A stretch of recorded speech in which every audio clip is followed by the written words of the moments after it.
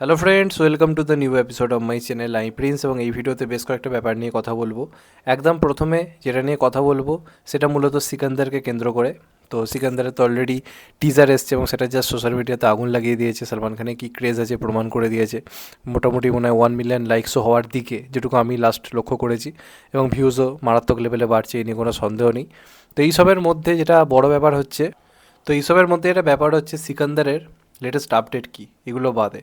তো যেটা জানা যাচ্ছে, সিকান্দারের ট্রেলার সম্বন্ধে একটা আপডেট উঠে এসছে যে এখানে টিজার একমাত্র সলমান খানকে প্রেজেন্ট করা হয়েছে। তার কারণ হচ্ছে অন্য কাউকে দেখানো হয়নি। তার কারণ এখানে অনেকগুলো ক্যারেক্টার থাকছে, যে ক্যারেক্টারগুলো খুব মিস্টেরিয়াস হতে চলেছে। তো সেগুলো সম্বন্ধে কিন্তু আলাদা করে কোনো ক্যারেক্টার পোস্টার বা কিছু আসবে না, ডাইরেক্ট ট্রেলারে তাদেরকে আস্তে আস্তে রিভিল করা হবে। যে কটা ক্যারেক্টার রয়েছে, সেটা একটা অ্যাক্ট্রেস থেকে শুরু করে সবারই সমস্ত রকমের যে ক্যারেক্টার ইন্ট্রোডাকশনের আলাদা করে কিছু আমরা জানতে পারবো না। এটা পুরো সারপ্রাইজ রাখা হচ্ছে। ইভেন এই সিনেমাটা শুটিংয়ের ক্ষেত্রে এমনভাবে করা হয়েছে যাতে কোনোভাবেই স্টোরি লিক না হয়। সেক্ষেত্রে এতটাই তারা স্ট্রিক্ট চেকেছে, কোনো ক্যারেক্টারকে কিন্তু আলাদা করে স্ক্রিপ্ট সম্বন্ধে কোনো আইডিয়া দেওয়া হয়নি, যাতে কোনোভাবে না লিক হয়ে যায় আগে থেকে।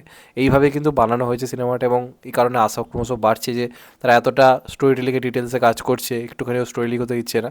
আর এইসবের মধ্যে একটা ব্যাপার হচ্ছে, এই সিনেমাটার কিন্তু ট্রেলার অনেকটা পরে আসবে, সিনেমা রিলিজের কিছুদিন আগে। আর আগে কিন্তু গানগুলো তারা এক এক করে আনবে। অনেকগুলোই গান রয়েছে, এবং গানগুলো যেটা ইনসাইডার রিপোর্ট বেশ ভালো রকম মাসি কমার্শিয়াল গান রয়েছে এই সিনেমাটাতে, যেগুলো আবার সলমান খানের ক্রেজটা মারাত্মকভাবে ফিরিয়ে আনতে পারে। এমনিতেই টিজারটা হাইপ ক্রিয়েট করতে পেরেছে, গানগুলো কিন্তু সেরম লেভেলেরই হয়েছে। এবং আগে গান আসবে, তারপর কিন্তু রিলিজের মাত্র কিছুদিন আগেই তারা কিন্তু ট্রেলার আনার প্ল্যানিং করছে। তো দেখা যাক শেষ পর্যন্ত কী হয়। তোমাদের এটা নিয়ে কী মত অবশ্যই কিন্তু জানিও।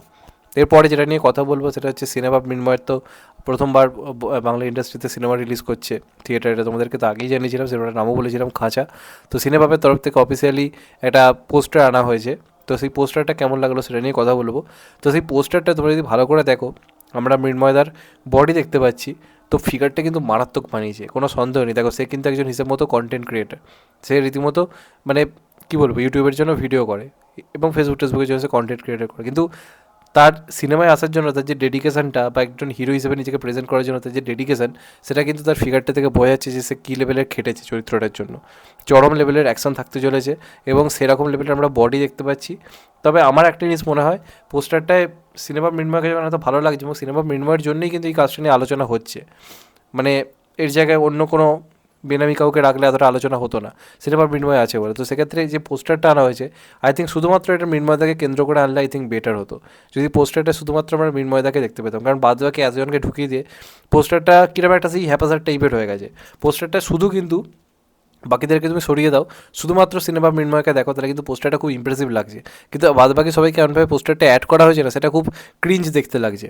তো আই থিঙ্ক পোস্টারটা যদি শুধুমাত্র সিনেমা মৃন্ময়কে কেন্দ্র করে একটা পোস্টার এলো, সিনেমা পরবর্তী আপডেটগুলো দিয়ে পোস্টারটা যদি আসতো সবাই কিনে, তাহলে আই থিঙ্ক বেটার হতো।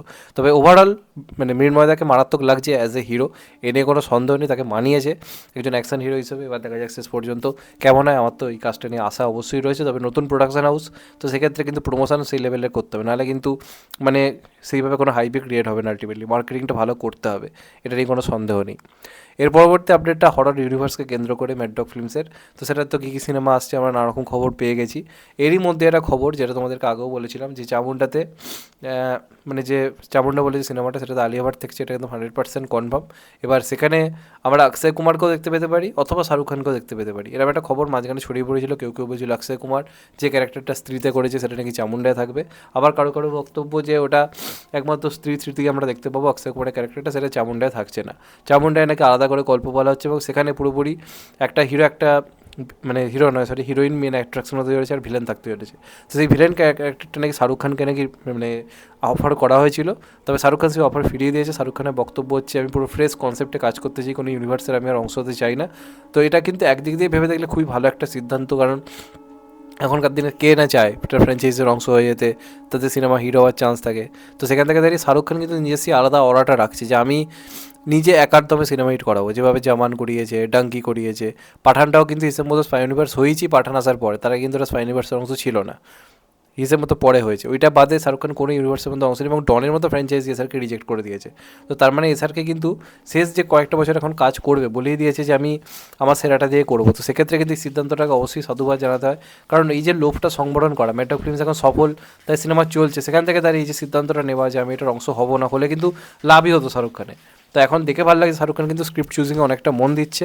হয়তো এটারও স্ক্রিপ্ট ভালো, কিন্তু এসআরকে চাইছে না একটা ইউনিভার্সাল অংশ হিরোতে, এসআরকে চাইছে পুরো আলাদাভাবে করতে।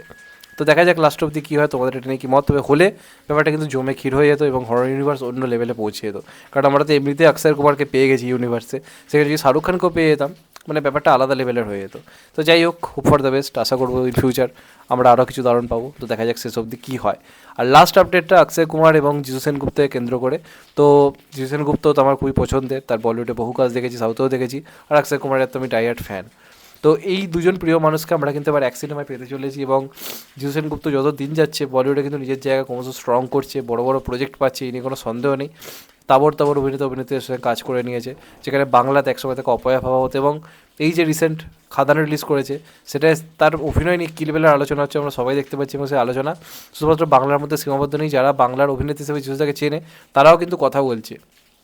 এবং এই যে সিনেমাটা আসতে চলেছে অক্ষয় কুমারের ভূত বাংলা, যেখানে একটা হিউজ কাস্টিং রয়েছে, পরেশ রাওয়াল থেকে শুরু করে অক্ষয় কুমার, জনি লিভার, তারপর রাজপাল যাদব, আসরানি, হিউজ একটা বড় কাস্টিং, প্লাস প্রিয়দর্শনের একটা বলাতে পারে প্রপারলি কামব্যাক মুভি। তো এই সিনেমাটাতে কিন্তু আমরা জিতু সেনগুপ্তকে দেখতে পাবো, জিতু সেনগুপ্ত এটার কাস্টিংয়ে যুক্ত হয়েছে, এবং এটা একটা খুবই খুশির খবর। এবং সম্ভবত কোনো একটা ভিলেনিয়াস ক্যারেক্টারই কিন্তু এখানে জিতুদা প্লে করছে, এবং খুবই ইম্পর্ট্যান্ট একটা ক্যারেক্টার, মানে ওই সাইড ক্যারেক্টার, একদম ছোটো ক্যারেক্টার তা কিন্তু নয়।